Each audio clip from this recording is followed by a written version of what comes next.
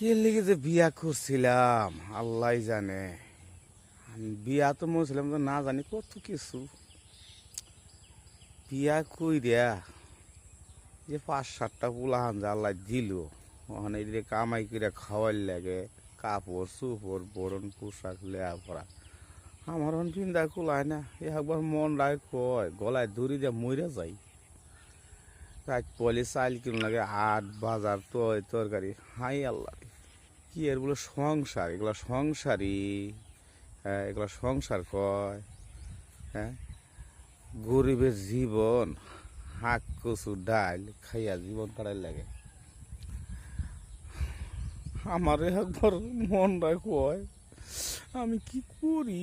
আমার এখন বিপদ, নাই বাড়ি ঘর, নাই জায়গা সম্পদ, নাই ক্যাশপাত, এখন কি করে খাই? এখন কি করবো?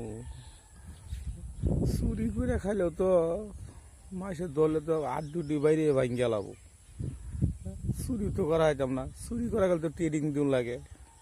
হ্যাঁ, এখন কি করি? না ভিক্ষা করি খাওয়া ধরবো? হ্যাঁ, ভিক্ষার ব্যবসা তো খারাপ না। সারাদিন ঘুরলে 500-700 চাল পামই। যে আর একটা কাম করলে কি হয়,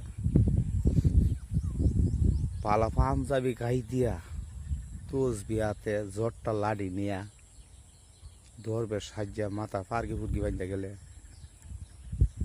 যদি ফট করে যদি কোন হানে যদি ডান বাজায় আর পাই, তে তো এক বাকি কাম বুদ্ধি আমার এটাই করুন লাগবে। আমার এখন কাম করে জানে খুলায় না। আমি এখন এই কাম করলে আমি বাঁচতাম না। আমি কি করবো? আমার অনেক বিপরীত। এই 5-7টা পোলাপান, আমি এটা কি দেব মানুষ করবো? মনটাই কইতাছে যে এই যে নদীটা আমাদের লাভ দেওয়া বইটা মরে যাই। আমার ওর খুলায় না।